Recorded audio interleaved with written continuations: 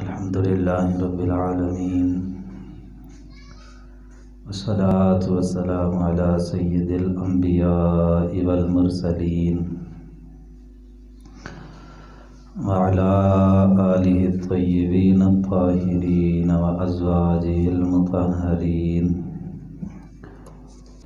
व अस्हाबिहिल मुक़र्रबीन व औलियाइ उम्मतिही व उलमाइ मिल्लतिही अजमईन।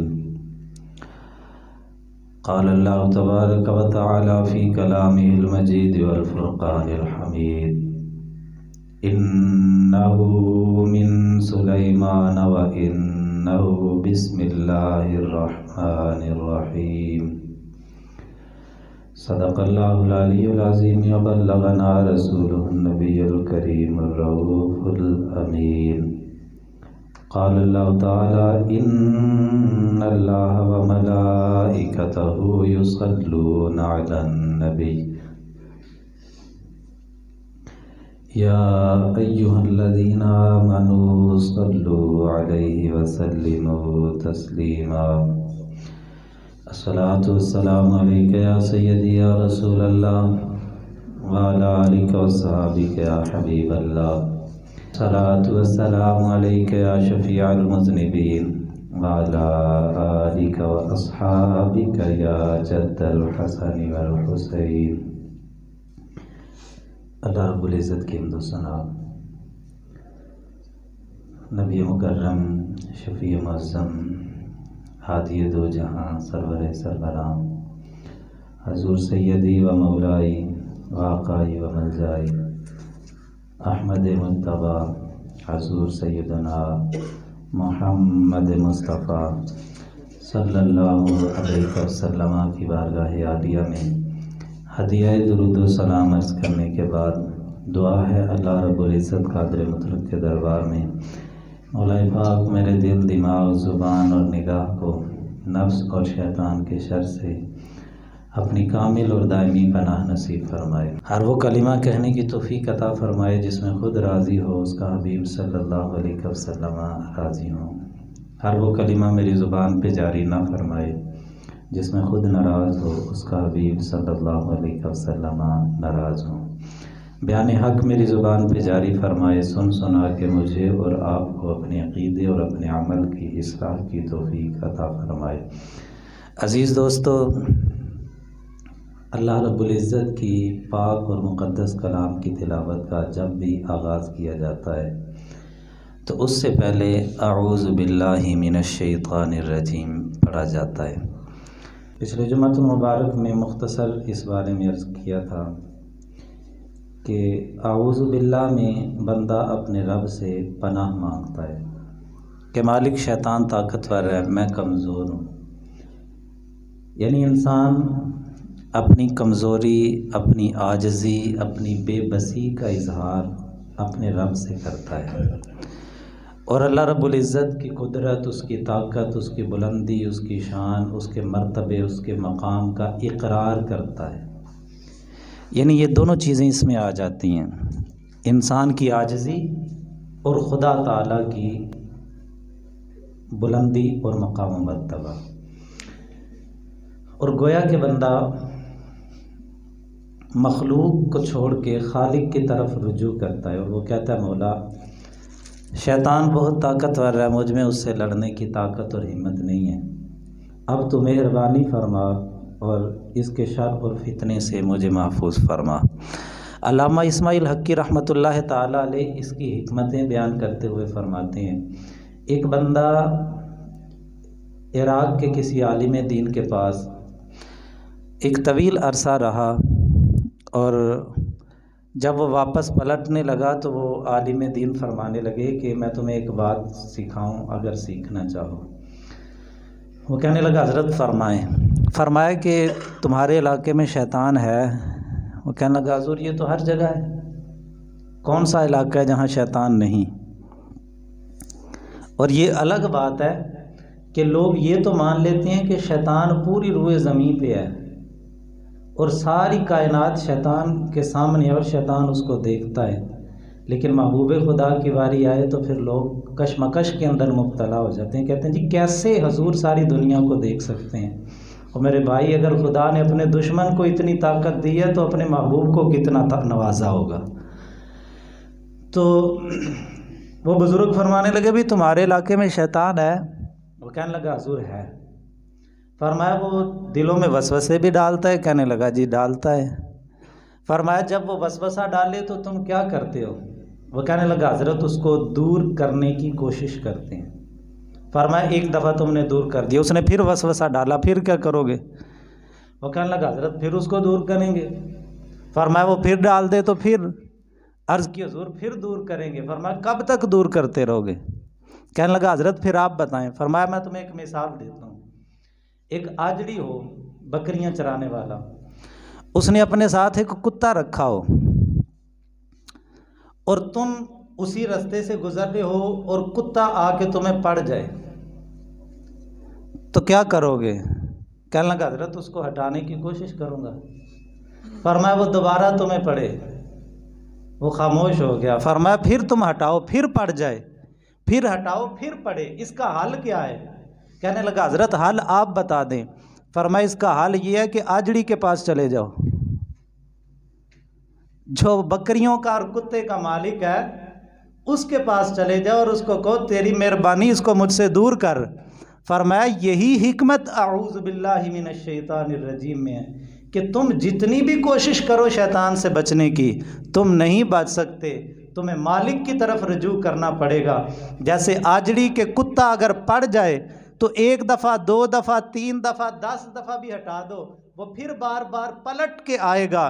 तुम सीधा आजड़ी के पास जाओ और उसको कहो यार अपने कुत्ते को ज़रा दूर कर और इससे मुझे बचा, इसके शर और फितने से महफूज रख। तो फरमाया यही हिकमत अऊज़ु बिल्लाहि मिनश शैतानिर रजीम में है कि बंदा अपने मालिक के हजूर अपनी बेबसी, अपनी आजिज़ी, अपनी लाचारी और अपनी कमज़ोरी का इजहार करके कहता है मालिक तो मेहरबानी फरमा और शैतान जैसे लईन कुत्ते से मेरी हिफाजत फरमा। और वो ऐसी ज़ात है कि जब भी उसकी पनाह ली जाए, अब तो वो पनाह वाला सिस्टम जो है ना वो बहुत मफकूद है, नहीं आज के माहौल में वो चीज़ नज़र नहीं आती। जो पनाह देने वाले हैं वो सबसे बड़े लुटेरे होते हैं आज के माहौल में देखें। वगरना अगर अपने पिछली तारीख पढ़ के देखें, मुसलमान तो मुसलमान, अब काफिरों के माहौल को पढ़ के देखें, कोई बंदा कबीले में से खड़ा होकर क्या देता था ना ये मेरी पनाह में है, तो फिर उसकी इज्जत, जान, माल, आबरू की हिफाजत उनकी जिम्मेदारी होती थी। अल्लाह की ज़ात ऐसी ज़ात है कि जब बंदा उसकी पनाह में आ जाए तो फिर वो अपनी रहमत की आगोश में बंदे को समेट लेता है। नबी अकरम शफ़ी मुअज़्ज़म सल्लल्लाहु अलैहि वसल्लम के एक सहाबी बीमार हो गए। सरवर आलम सल्लल्लाहु अलैहि वसल्लम उनकी अयादत के लिए तशरीफ़ ले गए और मुस्तफ़ा करीम अलैहिस्सलाम जब गए तो उस सहाबी का आखिरी वक़्त था। मुस्तफ़ा करीम अलैहिस्सलाम ने उसको फरमाया कि अपने रब के हुज़ूर रुजू कर, उससे तौबा कर और अपने रब की पनाह के अंदर आ जा। अब उसमें बोलने की ताकत नहीं, उसकी ज़ुबान उसका साथ छोड़ चुकी है, अब उसकी रूह बिल्कुल निकल रही है। उसने अपनी आँखों को ऊपर की तरफ उठाया और ऐसे चारों तरफ घुमाया और घुमाने के बाद फिर उसने जब अपनी आँखें वापस पलटाई तो हजूर मुस्कुरा पड़े। हजूर मुस्कुराए। साहबा ने अर्ज की लजपाला अल्लाह आपको हमेशा मुस्कुराता रखे, लेकिन ये मौका मुस्कुराने का नहीं था। एक गुलाम की जान निकल रही है और हजूर आप मुस्कुरा रहे हैं। तो मुस्तफ़ा करीम अलैहिस्सलाम ने फरमाया कि जब ये बंदा हर तरफ से आजिज हो गया, अल्लाह पाक फरमाता मेरे बंदे को तो देखो, इसकी बेबसी को देखो, इसकी आजिज़ी और लाचारी को देखो। इसने देखा कि अब तो मेरी जुबान, मेरा जिस्म भी साथ छोड़ गया, हाथ पाँव भी हरकत करना छोड़ गए, अब तो जुबान ने बोलना भी छोड़ दिया, अब सिर्फ आंखों की हरकत थी और इसने अपनी आंखों से अपने रब के हजूर पनाह मांगी और अपने रब की तरफ रुजू किया। तो मुस्तफ़ा करीम अलैहिस्सलाम फरमाते हैं अल्लाह ने फरमाया देखो मेरे बंदे की इस अदा को कि जब हर तरफ से आजिज हो गया फिर मेरी तरफ पलट के आया, तो जिस हालत में भी पलट के मेरी तरफ आ गया मैं इसको अपनी रहमत की आगोश में ले लूंगा। तो शैतान लईन के मकर, फरेब, जाल बहुत ज्यादा हैं और इंसान अपनी कोशिश से उससे नहीं बच सकता। अब उसको पलटना पड़ेगा अपने रब के तरफ। अऊज़ु बिल्लाहि मिनश शैतानिर रजीम के फौरन बाद जो चीज़ तिलावत की जाती है वो है बिस्मिल्लाहिर रहमानिर रहीम। हज़रत मौला अली शेर खुदा रज़ी अल्लाह ताला अन्हु फरमाते हैं कि लोगों, अल्लाह रब्बुल इज़्ज़त ने तमाम अलूम कुरान मजीद के सूरह फातिहा में जमा कर दिए और फरमाया सूरह फातिहा का सारा इल्म मेरे रब ने बिस्मिल्लाह शरीफ के अंदर जमा कर दिया और फरमाया कि मेरे रब ने पूरी बिस्मिल्लाह का इल्म बिस्मिल्लाह की बा के अंदर जमा कर दिया और फरमाया कि उस बा का इल्म रब ने उस बा के नुक्ते के अंदर रख दिया। और मौला अली शेर खुदा फरमाते हैं लोगों, वो नुक्ता मैं हूँ। असल में लफ्ज़ था बिस्मिल्लाह, अल्लाह के नाम के साथ। हमजा यानी अलिफ को हज़फ करके वहाँ पे बा को क्यों लाया गया, उलमा ने इसकी हिकमतें बयान करते हुए एक तो ये लिखा है कि इसकी एक वजह और सबब ये था कि आलम अरवाह में सबसे पहले जो अल्लाह पाक ने बंदे से कलाम किया था, अल्लाह पाक ने फरमाया था लस्तु बिरब्बिकुम, क्या मैं तुम्हारा रब नहीं हूँ। तो बनी नो इंसान की तरफ से सबसे पहला जुमला जो इंसानों की ज़ुबान से निकला था, उन्होंने कहा था बला। बोला क्यों नहीं, तू हमारा रब है, तू हमारा रब है। यानी सबसे पहला जुमला जो आलम अरवाह में बनी आदम की जुबान से निकला हरफे बा था। अल्लाह पाक ने उसी से इस कलाम का भी आगाज किया ताकि बंदा जब भी ये लफ्ज़ दोहराए तो इसको अपने रब से किया हुआ वो वादा याद आ जाए कि जो आलम अरवाह के अंदर बंदे ने अपने खुदा से किया था। और दूसरा अल्लामा इस्माइल हकी रहमतुल्लाह अलैह फरमाते हैं कि अलिफ में बुलंदी है और बा में आजजी है। बा बिछा हुआ है और चूंकि बंदा अपने रब के हजूर आजजी चाहता है, इस वजह से अल्लाह रब्बुल इज़्ज़त ने इब्तदा के अंदर ही ये सबक दे दिया कि इंसान तो अपने रब के हजूर आना चाहता है और अपने रब के कलाम को पढ़ना चाहता है, अब गरूर, तकब्बुर, अकड़ सब कुछ तोड़ के अपने रब के हजूर आजजी में आ जा। और तीसरा अल्लामा इस्माइल हकी रहमतुल्लाह अलैह फरमाते हैं कि बा मिलाने के मानी में है और अलिफ हरूफे कता में से है। यानी ये जब आखिर में आएगा ना तो ये अगले लफ्ज के साथ फिर अगले हरफ के साथ मिल नहीं सकता, ये हरफ को कता कर देगा, तोड़ देगा। और बा ये मिला देता है, मिल जाता है आगे अगले हरफ के साथ। तो फरमाया कि अल्लाह पाक ने अलिफ को हज़फ करके इब्तदा के अंदर बा को शामिल किया, क्योंकि पूरे कुरान का मकसद ये है कि बंदे को अल्लाह से मिलाया जाए। और ताल्लुक जोड़ता कौन है? मेरे पाक नबी की ज़ात है जो बंदों को अपने रब के साथ मिलाती है। और बा से इशारा मुस्तफ़ा करीम अलैहिस्सलातु तस्लीम की ज़ात मुक़द्दसा की तरफ था कि मेरी ज़ात तक पहुँचाने वाली ज़ात मेरे पाक नबी और मेरे महबूब की ज़ात है सल्लल्लाहु अलैहि वसल्लम। और हरूफ कता यानी अलिफ को हज़फ करके अल्लाह ने बा को शामिल किया, क्योंकि अलिफ तोड़ता है, बा जोड़ता है। और फरमाया कि मैं बा को शामिल करके ये कायनात वालों को बता रहा हूँ कि पूरे कुरान का मकसद ये बंदे को खुदा से जोड़ना है और खुदा से जोड़ने वाली ज़ात मुस्तफ़ा की ज़ात है। और गोया के बिस्मिल्लाह के बाद से अल्लाह अपने महबूब की तरफ इशारा करके कह रहा है, क्या लोगों मुझसे ताल्लुक जोड़ना चाहते हो तो पहले मेरे नबी से ताल्लुक को जोड़ लो। मेरे नबी से ताल्लुक जोड़ लोगे तो खुदा तक खुद तुम्हें रसाई मिल जाएगी।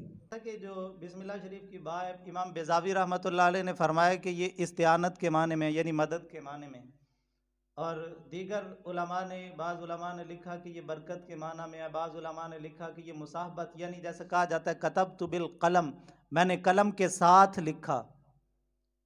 बिस्मिल्लाह अल्लाह के नाम की मदद से, अल्लाह के नाम की बरकत से और अल्लाह के नाम के साथ मैं अल्लाह के कलाम का आगाज कर रहा हूँ।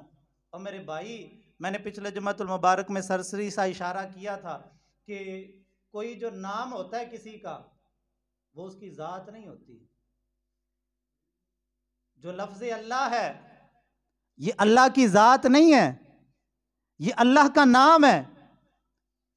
ये अल्लामा इस्माइल हकी इस किताब पे लिखा हुआ है, ये ज़ात नहीं है। ये बुजुर्ग तो सदियों पहले इस दुनिया से कूच कर गए, ये उनका नाम है। ज़ात चली गई, नाम मौजूद है। उलमा फरमाते हैं यार अगर अल्लाह का नाम वो तुम्हारी मदद कर सकता है, अल्लाह का नाम तुम्हें बरकत दे सकता है, तो जब नामे खुदा बरकत देता है तो महबूब खुदा कितनी बरकत देते होंगे।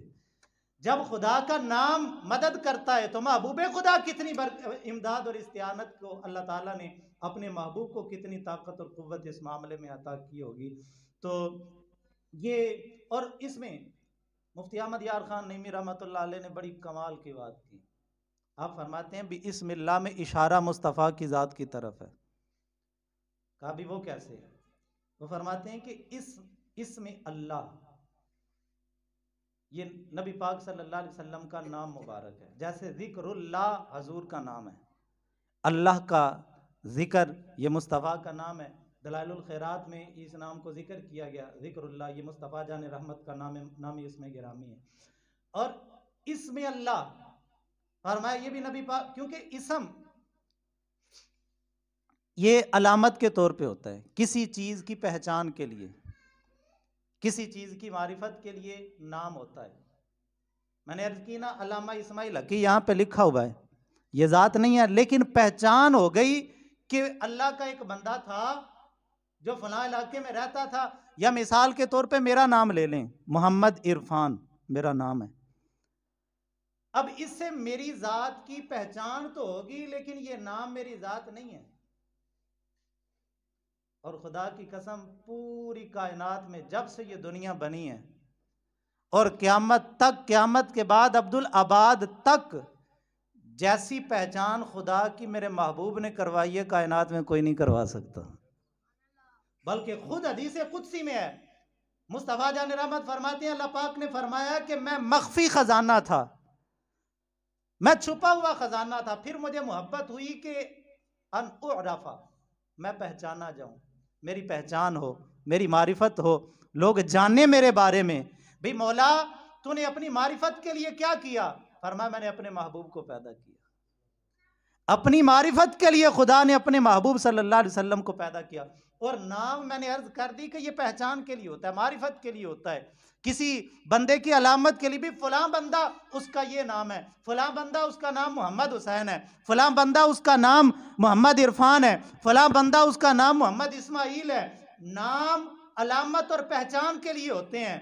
और खुदा की पहचान जैसी कायनात में मेरे महबूब ने करवाई है, कायनात में कोई दूसरा नहीं करवा सकता। इसी वजह से हजूर का नाम नामी इसमें गिरामी इसमें अल्लाह, यानी अल्लाह की मारिफत करवाने वाला, अल्लाह की पहचान करवाने वाली ये ज़ात मेरे मुस्तफ़ा करीम अलैहिस्सलाम की ज़ात है। बल्कि आप देखें सारे अंबिया जो इस दुनिया में आए, उनकी जो मारिफत थी, उनकी जो पहचान थी, कायनात की हर चीज़ खुदा के वजूद पे दलील है, अल्लाह रब्बुल इज़्ज़त के वजूद की निशानी है। ये पहाड़ अल्लाह के वजूद की निशानी है, ये शजर हजर, ये नबातात, ये जमादात, ये हवा में उड़ते परिंदे, ये हशरातुल अर्द, ये ज़मीन व आसमान, कायनात का चप्पा चप्पा, ये खुदा के वजूद की दलील है। अल्लाह की मारिफत दिलाता है। आसमान बगैर सतून के खड़ा, भाई ये किसने खड़ा किया? एक ज़ात है, पहचान हो गई, भाई कोई तो है जिसने इस आसमान को बगैर सतून के खड़ा किया। ये ज़मीन का इतना तवील फर्श किसने बिछाया? भाई कोई तो ज़ात है जिसने ज़मीन का इतना तवील फर्श बिछा दिया। ये शहद की मक्खी का इतना खूबसूरत छत्ता, ये किसने इसको तालीम दी? भाई कोई तो ज़ात है जिसने उस मक्खी के दिमाग के अंदर ये चीज़ डाल दी। अशरातुल अर्द के मामलात, ज़मीन व आसमान, समंदर की मखलूक, कायनात का चप्पा चप्पा, ये मारिफत देता है इस बात की भाई खुदा है। लेकिन जैसी मारिफत मुस्तफ़ा देते हैं, नबी पाक सल्लल्लाहु अलैहि वसल्लम से पहले अंबिया आते रहे, हर नबी ने खुदा के वजूद पे दलाइल भी दिए, हर नबी ने खुदा की मारिफत भी करवाई, लेकिन हर नबी ने यही कहा भाई मेरे पास एक नामूस आया, मेरे पास अल्लाह का एक पैगाम रसा आया, वो जनाब जिब्राईल अलैहिस्सलातु तस्लीम आते रहे। भाई उन्होंने मुझे बताया खुदा है, अल्लाह है। भाई तुमने देखा? का नहीं देखा हमने नहीं। वो जिब्राईल कहता है मैंने सिदरा से आवाज सुनी। भाई जिब्राईल तूने भी कभी देखा? कहते हैं देखा मैंने भी नहीं है। बस सिदरा से आवाज़ आती है और मुझे महसूस होता है मेरा खुदा ये कलाम फरमा रहा है। वो पैगाम लेके मैं जनाब आदम के पास भी आया, वो पैगाम लेके मैं जनाब इदरीस के पास भी आया, वो पैगाम लेके जनाब इब्राहीम, जनाब मूसा, जनाब ईसा, जनाब इस्माइल, जनाब दाऊद, जनाब सुलेमान, हर नबी हर पैगंबर के पास हजरत जनाब जिब्राईल अलैहिस्सलातु तस्लीम आए। लेकिन वाहिद एक हस्ती कायनात में ऐसी है कि जिन्होंने जो जब इस दुनिया में आए हजर हजर नबातात जमादात जिनको अल्लाह ने जुबान नहीं दी, ये सब खुदा के वजूद की दलीलें हैं। लेकिन ये सब दलीलें, ये सब मारिफत देने वाले खामोश थे। मेरे पाक नबी आए तो पत्थर भी बोल पड़े, मेरे पाक नबी ने इशारा किया तो दरख्तों ने भी गवाहियां दी, मेरे मुस्तफ़ा का इशारा हुआ तो जानवर भी बोल के खुदा की तौहीद का इकरार करने लगे। और बल्कि कमाल हो गया, मेरे मुस्तफ़ा करीम अलैहिस्सलाम की बारगाह में मक्के के काफिर इकट्ठे होके आए। उन्होंने कहा मोहम्मद तूने तो पत्थरों पे भी जादू किया, तूने तो दरख्तों पे भी जादू किया, तूने तो जानवरों पे भी जादू किया, तूने ज़मीन की हर शय पे जादू कर दिया।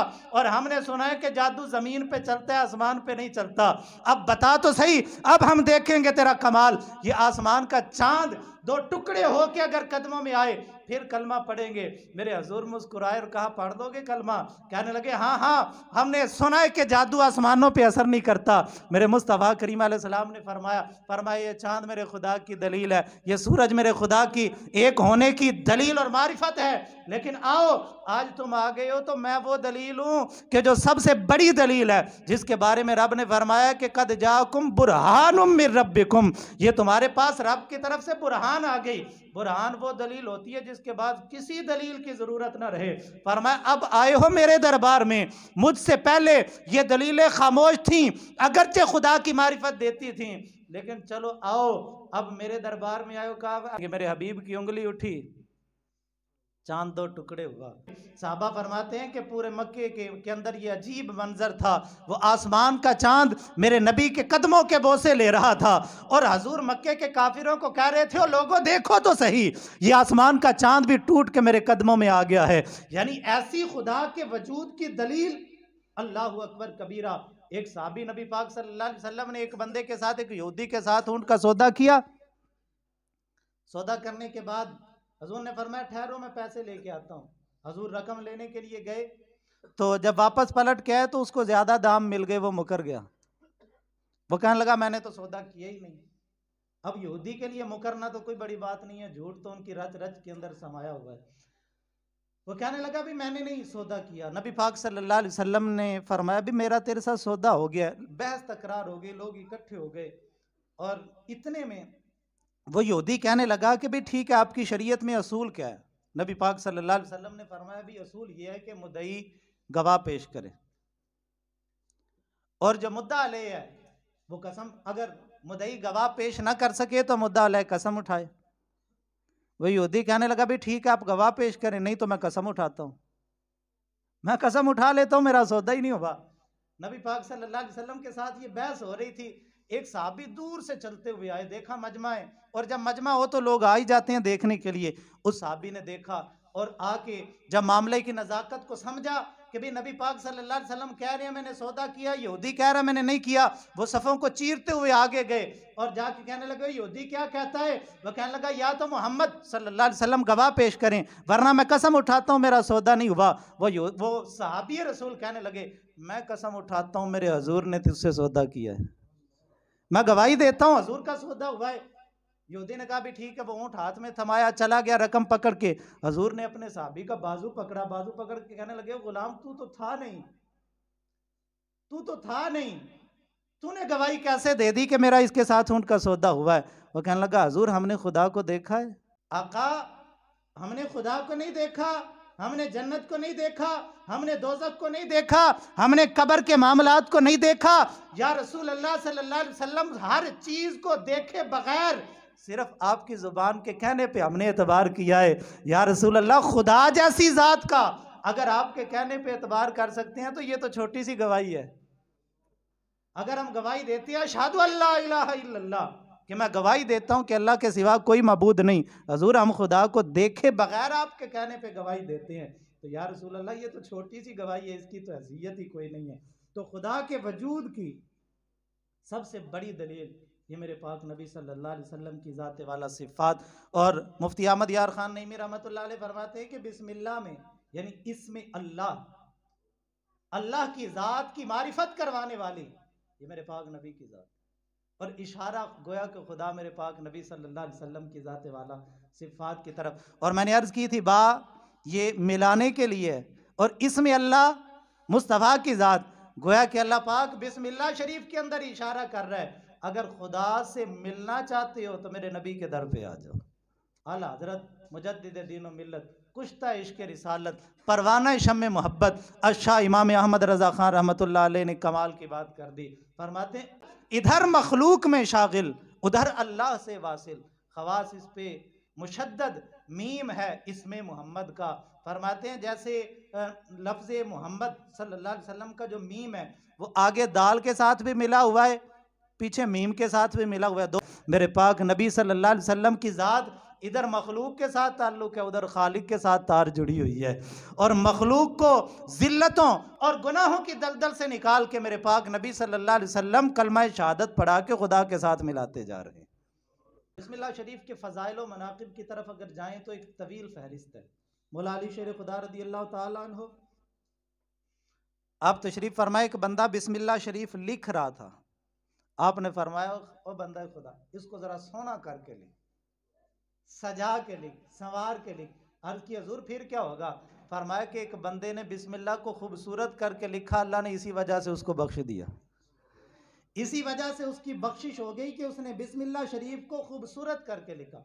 हज़रत सईद इब्न अबी सकीना रज़ी अल्लाह तआला अन्हु फरमाते हैं कि एक बंदे ने सिर्फ बिस्मिल्लाह शरीफ का ये लफ्ज़ लिखा हुआ था किसी कागज़ पे, वो ज़मीन पे गिरा हुआ था, उसने उसको उठा के चूमा अदब के साथ, अल्लाह ने इसी वजह से उसकी बख्शिश फरमा दी।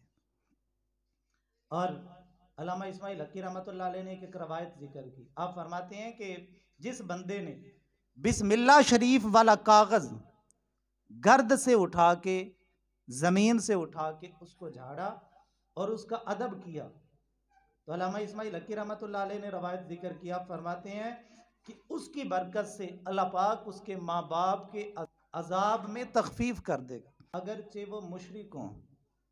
कम अज़ कम मेरे एक नाकस इल्म के मुताबिक मैंने जितना फ़ज़ाइल के मामलात पढ़े हैं, कभी फ़लाँ अमल करो इसकी ये फजीलत है, लेकिन सब के साथ शर्त ये है कि मरने वाला सब ईमान हो।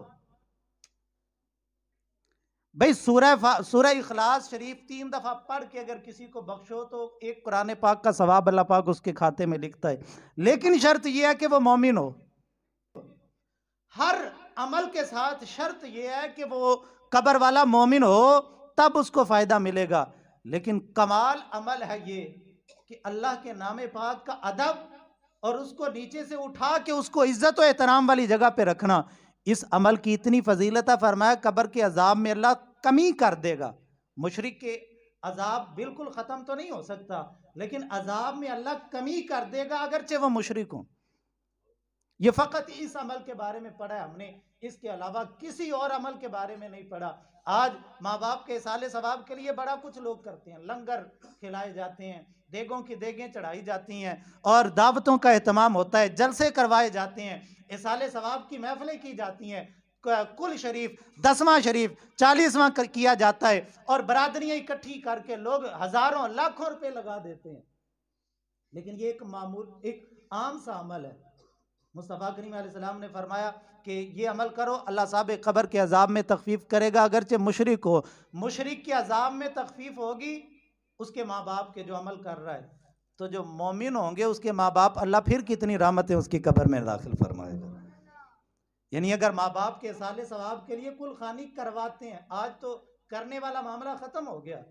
पहले लोग बड़े शौक के साथ पढ़ते थे, भी मेरा बाप चला गया है, मैं इतनी दफ़ा कुरान पाक पढ़ूंगा, मैं इतनी तस्बीहें पढ़ूंगा। लोग माँ बाप के नाम पे नवाफिल पढ़ पढ़ के बख्शा करते थे। लेकिन अब तो जनाब वाला बस वो रस्म है, ला यबका मिनल इस्लामी इल्ला इस्मुहु व ला यबका मिनल कुरान इल्ला रस्मुहु। मेरे मुस्तफ़ा ने फरमाया कुरान की रस्म रह जाएगी, बस रस्म है। मदरसे से बच्चे बुलाओ और उनको 10 मिनट बिठाओ और कहते हैं बच्चों को कहते हैं जी तुसा पूरा पढ़ के ही उठना है, इस तो पहले तो हाँ नहीं उठना। अब बच्चे भी फिर जैसे पढ़ते हैं, वो आप जानते ही हैं, जो मदारिस के साथ जिनका ताल्लुक है, वो फिर कैसे पढ़ के उठते हैं। और हम मुतमईन है जी, मैं अपने प्यो वास्ते एक कुरान पाक पढ़ाया है। और मेरे भाई तूने क्या पढ़ा है, तूने क्या पढ़ा है? हमारा वो अमल वाला सिलसिला खत्म हो गया। यानी इसाले सवाब के लिए ये मामलात करवाए जाते हैं, पैसे खर्च रहे हैं, लंगर का एहतमाम कर रहे हैं, खाना खिलवा रहे हैं गरीबों को, मस्जिद के अंदर दे रहे हैं, मेरे माँ बाप के साथ ये मामला हो। लेकिन कभी गुजरते हुए यार, पीर मेर अली शाह साहब रहमतुल्लाह अलैह फरमाते थे, आप हर वक्त जब भी गली में गुजरते थे तो निगाह नीचे होती थी, और अगर कोई सादा कागज का टुकड़ा भी मिल जाता ना तो उसको उठा के अपने जुब्बे की जेब में रख लिया करते। ये अल्लाह के वली थे। आज के पीरों के तो नाज नखरे ही अलग है ना, जमीन की तरफ देखना तो दूर की बात, उनकी तो गर्दन ही आसमान से भी कुछ ऊपर की तरफ जाती है। तो वो पीर मेर अली शाह साहब रहमतुल्लाह हर वक्त नीचे, सादा कागज का टुकड़ा मिला उसको भी उठा के दे, कोई लिखा हुआ मिल गया उसको भी उठा के संभाल लिया। कहा हुजूर लिखे हुए की तो समझ आ गई कि उसका अदब एहतराम जरूरी है, तो हजरत ये सादा कागज को क्यों उठाते हैं? और मैं कागज बना तो इसीलिए ना, उस पर मेरे रब का नाम लिखा जाए, उसको बनाया तो इसीलिए गया है। तो चलो अभी नहीं लिखा गया, इससे पहले ही जब वो ये गली के अंदर आ गया तो कोई नहीं, मैं अब भी इसकी हिफाजत कर लेता हूँ कि ये बना इसलिए था कि इस पे मेरे रब का नाम लिखा है। ये बड़ी बरकत वाला अमल। इसे पाक में मेरे पाक नबी सल्लल्लाहु अलैहि वसल्लम ने इरशाद फरमाया कि कुल्लु अमरिन ज़ी बालिन लम युब्दा बिस्मिल्लाह फहुवा अक़ता। मुस्तफ़ा जान रहमत फरमाते हैं कि जिस काम से पहले भी बिस्मिल्लाह शरीफ नहीं पढ़ी जाती वो नामुकम्मल है, उससे बरकत उठ गई है। और फरमाया कि जहन्नम के 19 फरिश्ते हैं, बिस्मिल्लाह की मुवाज़बत करो, अल्लाह पाक बिस्मिल्लाह के 19 हरूफ है, हर हरफ के बदले अल्लाह जहन्नम के एक एक फरिश्ते से तुम्हें पनाह दे देगा।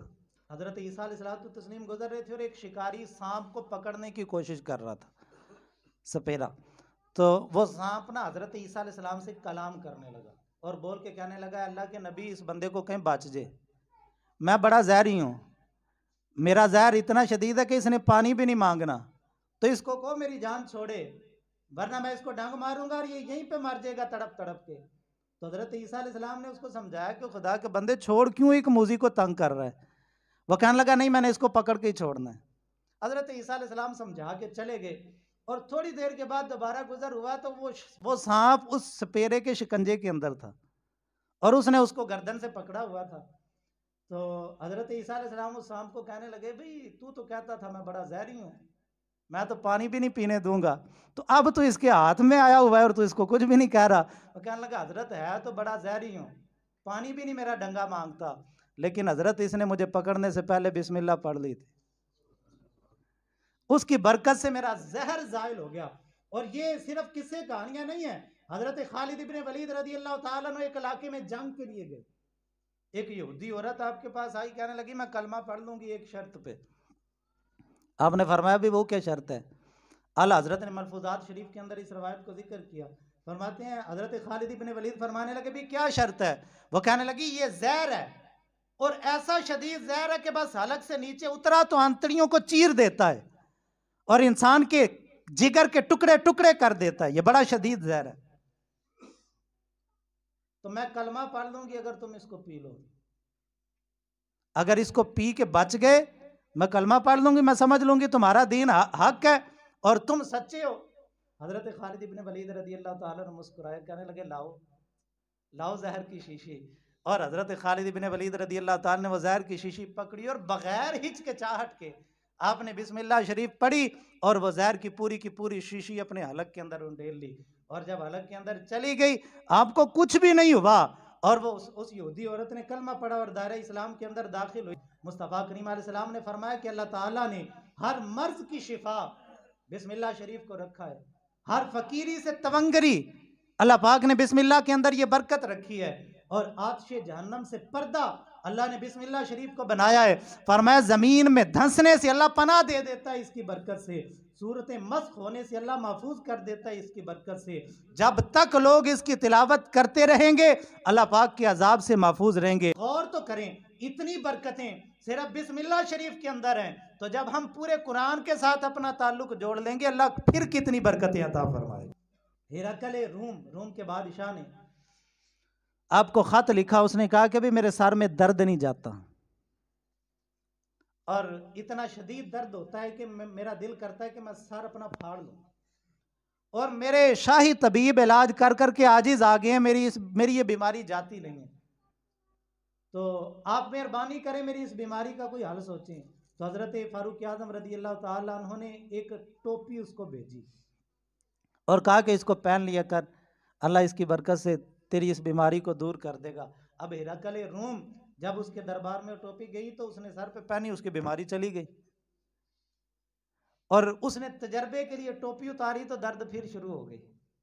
फिर उसने सर पे रखी तो फिर बीमारी चली गई और दर्द से शिफा हो गई। उसने 4-5 दफा ये तजर्बा किया। वो कहने लगा ये कोई जादुई टोपी लगती है, भाई इसमें कोई जादू है, इसमें है क्या? उसने अपने गुलामों को कहा इस टोपी को खोलो, इसमें देखो इसमें है क्या चीज है कि जिसकी बरकत से जो है वो ये मेरी बीमारी चली जाती है। जब उस टोपी को खोला गया उसमें कुछ नहीं था, सिर्फ एक कागज का टुकड़ा था जिस पे बिस्मिल्लाह शरीफ लिखी हुई थी। यहाँ ये बात याद रहे कि वो लिखने वाला कोई आम बंदा नहीं था। वो लिखने वाले भी तो वो थे कि अगर दरियाए नील को खत लिख के भेजे तो वो भी हुक्म की फरमा बरदारी करता है। हम इससे ताल्लुक नहीं जोड़ते। और ये वाकया मैं अमूमन सुनाया करता हूँ। बाबा फरीद गंजे शकर सरकार के पास एक बंदा आया, कहने लगा जी बुखार है, आपने फूक मारी, बिस्मिल्लाह शरीफ पढ़ के उसको शिफा हो गई। अब एक बंदा कोई देसी वहां पे बैठा हुआ तो उसने कहा लो जी ये तो सस्ता नुस्खा हाथ आ गया कि बिस्मिल्लाह पढ़ के फूक मारो तो बीमारों को शिफा, बुखार उतर जाता है। वो अपने इलाके में गया, जा कहने लगा भाई हम भी कोई अल्लाह अल्लाह करने लगे हैं, कोई बीमारी हो तो हमारे पास भी आओ, हम दम करेंगे। एक बंदे को बुखार चढ़ गया, किस्मत के मारे को वो आया और आके कहने लगा जी करो दम। उसने बिस्मिल्लाह पढ़ के फूक मारी, बुखार ज्यादा हो गया। उसने दूसरी मारी, बुखार और ज्यादा हो गया। तीसरी मारी, वो मरने पे आ गया। वह दौड़ता हुआ पाक पतन आया, कहने लगा हजरत आपने यही बिस्मिल्लाह पढ़ी, उसको शिफा मिल गई। मैं बार बार पढ़ के फूक मारता हूँ, उसको शिफा नहीं मिलती, बुखार तेज होता है। पर मैं बिस्मिल्लाह में शिफा है, लेकिन जुबान भी तो फरीद की होनी चाहिए ना। कोई पढ़ने वाला भी फरीदुद्दीन हो, कोई पढ़ने वाला भी मेरे अली हो, कोई पढ़ने वाला भी अहमद रजा हो, कोई पढ़ने वाला भी गौसे जली हो, कोई पढ़ने वाला भी मोइनुद्दीन हो। फिर अल्लाह रब्बुल इज्जत की, क्योंकि हमारा वो ताल्लुक नहीं है कुरान के साथ। अगर हम जोड़ ले ताल्लुक तो अल्लाह हमारी जुबान में भी शिफा रख देगा।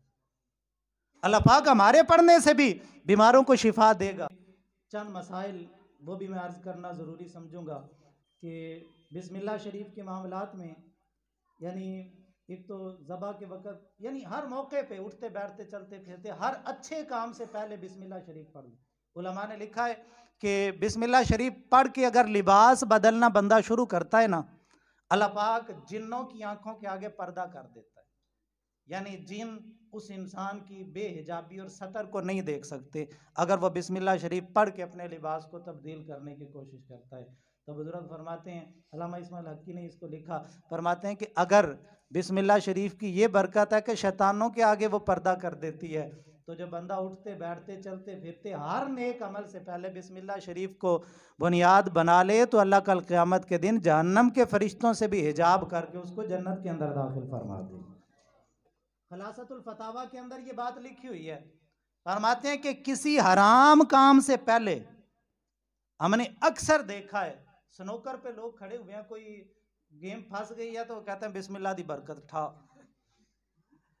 लूडो खेल रहे हैं, लूडो की गूटी फेंकते हुए बिस्मिल्लाह दी बरकत। ये जुआ हराम है। और हराम काम से पहले मैं ये इबारत पढ़ने लगा हूं कि अगर किसी शख्स ने शराब पीते वक्त या हराम खाना खाते वक्त, हराम खाने से मुराद एक तो खंजीर है, हराम है, खून है, हराम है, जो चीजें हराम की गई वो हराम है, और तीसरा हराम कमाई। हराम खाते वक्त, हराम पीते वक्त या बदकारी करते वक्त जो बंदा बिस्मिल्लाह शरीफ पढ़ता है, उलमा का फतवा है मुतफिका के वो बंदा काफिर हो जाता है। जुआ खेलने से पहले, यानी गोया कि वो तो उसकी अल्लाह ताला ने बरकत तो रखी है सिर्फ हलाल कामों के लिए, हराम के लिए तो अल्लाह ने बरकत रखी नहीं, उसमें तो वैसे ही बेबरकती है। तो गोया कि वो अल्लाह रब्बुल इज्जत के हलाल को हराम सा, हराम को हलाल और हलाल को हराम करार दे रहा है। और इसकी नहुसत की वजह से तमाम उलमा का फतवा है, हराम काम से पहले जो बंदा बिस्मिल्लाह पढ़ेगा वो काफिर हो जाएगा। दोबारा कलमा पढ़े, दोबारा दायरा इस्लाम के अंदर दाखिल। तजदीद ईमान और तजदीद निकाह ज़रूरी हो जाता है। और यही वो मामला है ना, फतावा आलमगीरी शरीफ के अंदर लिखा हुआ है, जो हज़रत औरंगज़ेब आलमगीर रहमतुल्लाह ताला अलैह ने जो फतावा मुरतब किया था। हज़रत औरंगज़ेब आलमगीर का ज़माना आप देख लें कि कितनी सदियाँ पीछे है। तो उस वक़्त के उलमा ने फतवा दिया है कि लोगों को चाहिए कि हर रोज़ रात को तजदीद ईमान भी कर लें, यानी दोबारा कलमा पढ़ लें, और तजदीद निकाह भी कर लें, अपने निकाह की भी तजदीद कर लें। कहा गया कि क्यों? कहा भी लोग दीन से दूर होते जा रहे हैं और शरई अहकाम से गाफिल हो गए हैं, इनको पता ही नहीं है कि कब कुफ्र या जुमला इनकी ज़ुबान से निकल जाता है और दायरा इस्लाम से खारिज। अब देखें, ये इतनी बड़ी बात है, आज तो जनाब वाला इतनी नहुसत हो गई है, हमने हराम को हलाल समझ लिया। औरतें दफ बजा के नाते पढ़ रही हैं स्पीकर के अंदर और कहते हैं जी हमने अपने जो है वो बरकत के लिए हम घर में ये महफिल करवा रहे हैं। औरत स्पीकर के अंदर तकरीर कर रही है लाउड स्पीकर के अंदर और कहते हैं जी ये बरकत के लिए। ईमानदारी से बताएं, शरीयत मुतारा के अंदर औरत को अजान देने की इजाजत भाई क्यों नहीं है? औरत क्यों अजान नहीं दे सकती? सबब क्या है? उसका सबब यही है कि औरत की आवाज पर्दा है, औरत की आवाज भी पर्दा है, उसको अपनी आवाज भी गैर मर्द तक पहुंचाने की इजाजत नहीं है। तो जब अजान नहीं दे सकती तो फिर नात कैसे पढ़ सकती? जब अजान नहीं दे सकती तो फिर दफ कैसे बजा सकती है वो?